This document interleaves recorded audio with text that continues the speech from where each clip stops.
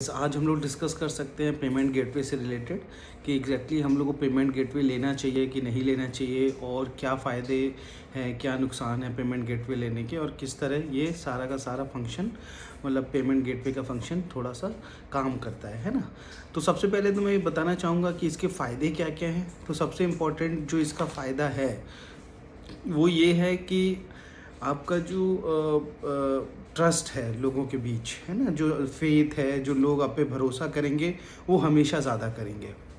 अगर हम लोग इंडिया की बात करें तो ऐसा है कि जैसे हम लोग अगर नॉर्मल आज की डेट में यूपीआई से मंगवा सकते हैं पैसे, बट स्टिल अगर आप किसी का पेमेंट गेटवे लेते हैं जैसे पेयू का, पेटीएम का या रेज़र पे का या किसी का भी, तो उससे एक फ़ायदा ये है कि सामने वाले को थोड़ा ज़्यादा भरोसा होगा क्योंकि उसे पता है कि बीच में एक ऐसी कंपनी है जिसका नाम एटलीस्ट आपसे तो बहुत ज़्यादा है ना, या ज़्यादा है। तो अगर उसे रेज़र पे भरोसा है तो जाहिर सी बात है वो आपको पैसा देने में उतना हिचकेगा नहीं। तो ये एक बड़ा फ़ायदा है उससे।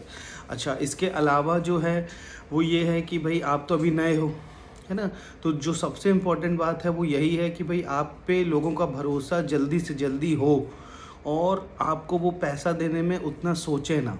तो वो ज़रूरत है अगर उस चीज़ की एक जो सबसे बड़ी हेल्प है वो यही है कि भाई आपको पैसा आसानी से मिल जाए अगर आपके पेमेंट गेटवे किसी अच्छे नाम से जुड़ा हुआ है आपका पेमेंट, जैसे रेज़र पे वगैरह, पेटीएम वगैरह हो गया, ठीक है। इसके अलावा हो गया भाई जो पेमेंट गेटवे जैसे आप अगर खुद से लेते हो, इंडिया में अगर हम बात करें तो यूपीआई वगैरह तो आप खुद से भी ले सकते हो। ऐसा कुछ नहीं है कि आप खुद से आज की डेट में आराम से लोगे वाया यूपीआई, उसमें कोई दिक्कत नहीं है। बट ये है कि आज लोग काफ़ी ज़्यादा यूपीआई से थोड़ा डरते भी हैं, थोड़ा सा प्रिकॉशंस भी लेते हैं कि भाई पैसा भेज दिया काम नहीं हुआ तो यूपीआई वगैरह में रिफ़ंड वगैरह का उतना वो नहीं रहता है। आप ये मान के चलें कि यूपीआई में एक बार पैसा चला जाता है तो वो बिना मतलब एक लीगल प्रोसीडिंग के, बिना बहुत झमेले के पैसा वापस नहीं आता है जल्दी, है ना, ये चीज़ है।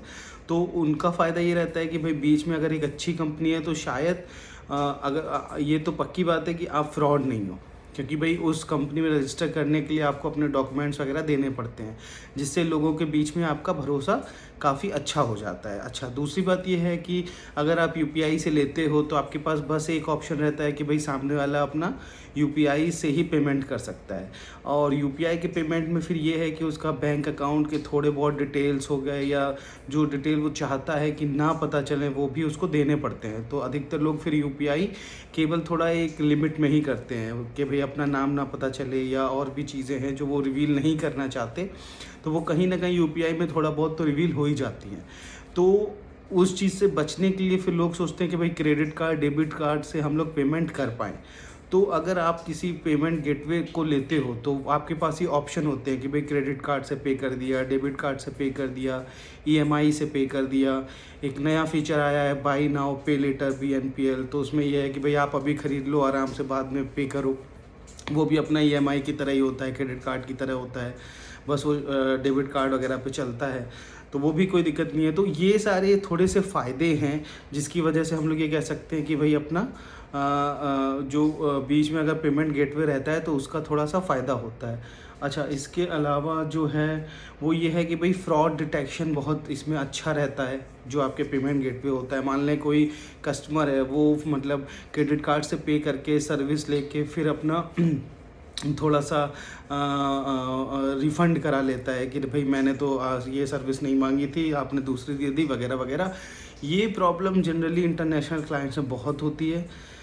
इस पे हम लोग अभी थोड़ी देर में बात करेंगे, बट इंडिया में ये बहुत कम है। बट हाँ, ये है कि अगर कहीं ना कहीं थोड़ी बहुत जो फ्रॉड डिटेक्शन की पॉसिबिलिटीज़ होती हैं वो पेमेंट गेटवे अगर बीच में रहता है तो उससे कम हो जाती हैं। तो ये थोड़े से उनके फ़ायदे हैं कि भाई अगर हम लोग पेमेंट गेटवे लेते हैं तो उनसे ये थोड़े से फ़ायदे हो जाएंगे। अच्छा, ये ऐसा नहीं है कि हम लोग को पेमेंट गेटवे हमेशा रखना ही रखना है, क्योंकि आज की डेट में मैंने जैसा बोला इंडिया टू इंडिया में तो कोई दिक्कत नहीं है, आप आराम से यूपीआई में कर सकते हो। और हाँ, ये है कि थोड़ा सा इशू रहता है ट्रस्ट वगैरह का। तो मुझे लगता है कि आप थोड़े दिन मार्केट में रहोगे, अपना सोशल मीडिया वगैरह मैनेज करते रहोगे, अपनी एक अच्छी इमेज बनाओगे, तो धीरे धीरे करके आपका लोगों में ट्रस्ट हो जाएगा कि भाई ये चोर तो नहीं है और पैसा लेके तो नहीं भागेंगे।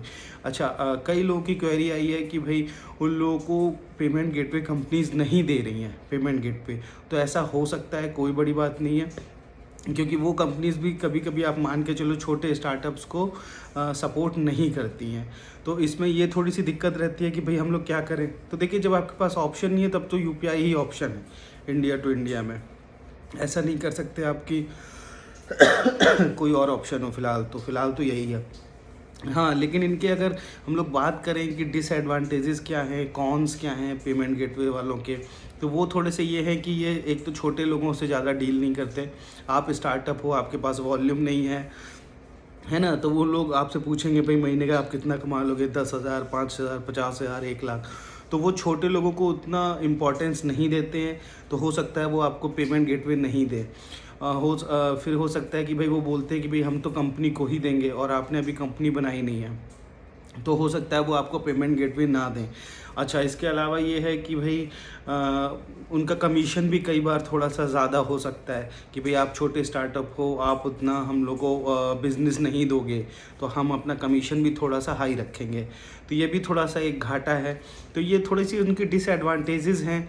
फिर इनका ये है कि सपोर्ट में भी वो लोग थोड़ी सी लापरवाही बरत सकते हैं, क्योंकि आप छोटे स्टार्टअप हो तो हो सकता है सपोर्ट वगैरह उतना अच्छे से ना दें वो लोग।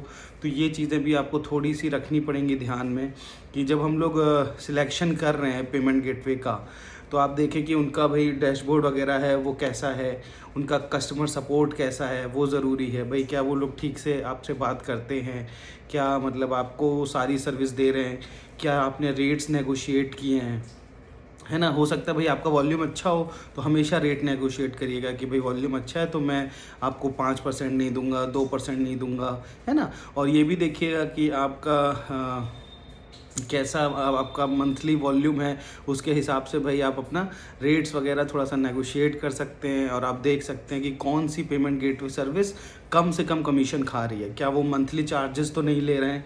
अगर मंथली चार्जेस ले रहे हैं तो क्या सारे लोग ले रहे हैं या बहुत कम लोग ले रहे हैं? तो ये एक थोड़ा सा कंपैरेटिव एनालिसिस आपको करनी पड़ेगी, इंडिया टू इंडिया में भी और इंडिया टू इंटरनेशनल में भी।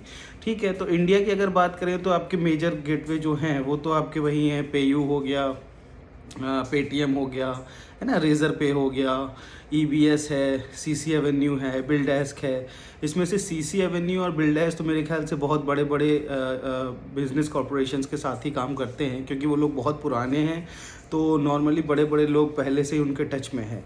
जो नए लोग हैं वो शायद आपके रेज़र पे वाले थोड़ा सपोर्ट ठीक है उनका, पेयू का भी ठीक है, पेटीएम का भी ठीक है। बट इन द एंड जो मैटर करता है वो किसी के रिव्यू पे नहीं करता, वो आपके खुद के एक्सपीरियंस पे करेगा।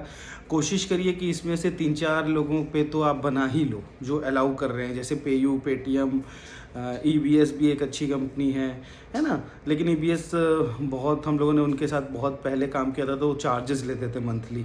और आज की डेट में शायद बहुत कम लोग हैं या कोई भी नहीं है जो मंथली चार्जेस लेता हो, केवल आपका पर ऑर्डर पे ही लेते हैं।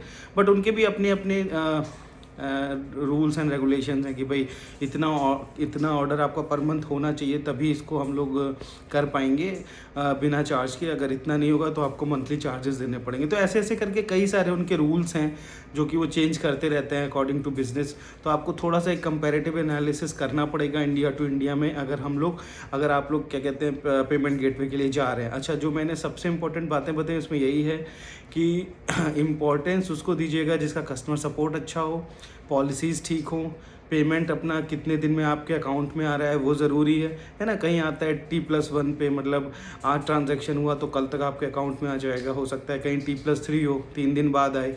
तो ये सारी चीज़ों की आप थोड़ी सी कंपैरेटिव एनालिसिस ज़रूर करिएगा। कोई भी कंपनी आपके पिताजी की नहीं है, ठीक है। तो ये भूल जाइए कि वो आपके लिए कुछ स्पेशल ट्रीटमेंट करेंगे। तो हमेशा ध्यान रखिएगा कि your job is to get the things done, है ना। उसमें कोई आप इमोशनल होके सेटअप मत कोई चुनिएगा कि नहीं यार ये बहुत वो है। सब लोग ठीक ही ठाक हैं। मुद्दा बस ये है कि आपके लिए वो लोग क्या बेस्ट ऑफ़र दे रहे हैं। अगर वो बेस्ट ऑफ़र आपके लिए सही है तो बेस्ट है, उसका सपोर्ट सही होना चाहिए, है ना उसके, क्योंकि देखिए नॉर्मली क्या होता है कि जैसे ही मतलब आप स्टार्टअप करते हो तो आपको पता चलता है कि भाई लोगों ने शुरू में बोला कुछ था ऑफ़र में और बाद में हो कुछ और रहा है। तो ये सारी चीज़ें भी आपको थोड़ी सी देखनी पड़ेंगी। इसके अलावा अब हम लोग जब इंटरनेशनल की बात करते हैं तो इंटरनेशनल में आप मान के चलो सबसे टॉप पे पेपाल अभी भी है, उसके बाद स्ट्राइप है, स्ट्राइप के बाद आपका पेयोनियर भी अच्छा ऑप्शन है। और पेयोनियर थोड़ा सा कॉम्प्लिकेटेड है, वो डायरेक्टली पेमेंट नहीं करवाता है, उसका बैंक अकाउंट वगैरह वाला कुछ हिसाब रहता है। मैंने भी ज़्यादा यूज़ नहीं किया, शुरू में किया था बट वो ज़्यादा जमा नहीं। तो पेपल हम लोगों ने काफ़ी यूज़ किया है, फिर स्ट्राइप भी बहुत यूज़ किया। मैं आपको स्ट्राइप सबसे ज़्यादा सजेस्ट करूँगा अगर आप पेपाल पे नहीं हो तो उसमें भी आप एक कंपैरेटिव एनालिसिस कर सकते हो। नहीं तो आप ये मान के चलो पेपल आराम से लीजिए, पेपल हो गया, स्ट्राइप हो गया, ये सब आराम से आप कर सकते हो। पेयोनियर, ये 3 तो टॉप रेटेड हैं ही हैं, तो इन तीनों पे तो आप फोकस कर ही सकते हो, है ना। कौन सी चीज़ आपको बेस्ट ऑप्शन दे रही है और उसकी प्लगइन्स वगैरह जो हैं वर्डप्रेस पे वो कैसी हैं, मतलब अच्छी हैं नहीं हैं, उनका सपोर्ट कैसा है, कोई प्लगइन क्रैश तो नहीं हो रही है। तो ये सारी चीज़ें आप उसमें आराम से देख सकते हो। चाहे आप इंडिया टू इंडिया लो, उनकी भी सबकी लगभग प्लगइन्स हैं वर्डप्रेस पे सबसे ज़्यादा, और इंडिया टू इंटरनेशनल में भी सबकी प्लगइन्स है। और आज की डेट में आप मान के चलो कि वर्डप्रेस पे कम से कम around 40% of the website in the world are on WordPress. करीब 40% वेबसाइट जो है वो वर्डप्रेस पे है। कारण यही है कि भाई वो बहुत ईजी है, इसलिए हम लोग हमेशा आपको सजेस्ट करते हैं वर्डप्रेस के लिए और चाहते हैं कि आप वर्डप्रेस पे रहें। उससे ज़्यादा आपको ज़्यादा रिसर्च करने की ज़रूरत नहीं है। आप ये मान के चलो आप अपने धंधे पे फोकस करो, अपने बिजनेस पे फोकस करो। आपका काम वेबसाइट बना के बिज़नेस करना नहीं है, आपका काम है अपना बिज़नेस करना वेबसाइट के थ्रू। तो अगर आप वेबसाइट पे ही अपना टाइम एंड एनर्जी लगा दोगे तो अपने वेबसाइट, अपने बिज़नेस के लिए, धंधे के लिए क्या करोगे? कुछ नहीं। तो टाइम का एक सही उपयोग बहुत ज़रूरी है अपने कोर बिज़नेस पे, ना कि आपके दूसरी जगहों पे। तो ये चीज़ हमेशा थोड़े ध्यान में रखिएगा कि आपका काम अपना बिज़नेस करना है, ना कि वेबसाइट को सीख के बहुत अच्छा बनाना। वो उसके लिए और भी बंदे हैं, वो भी अच्छे से कर लेंगे, लेकिन हमेशा हर चीज़ के बेसिक्स क्लियर होने चाहिए। बेसिक्स यही हैं कि भाई इंटरनेशनल में जाना है तो ये ऑप्शंस हैं, अगर नेशनल में जाना है तो ये ऑप्शंस हैं, कैसे चुनना है, क्या करना है, वो अपना लगभग क्लियर हो गया होगा। अब तक नहीं भी हुआ होगा तो आप भी क्वेरी कर सकते हैं। मेरी कोशिश रहती है मैं लगभग सब लोग का डीएम में, वाया ईमेल, वाया कॉल, मैं आप लोग का जवाब दे सकूं। ठीक है, ओके, थैंक यू।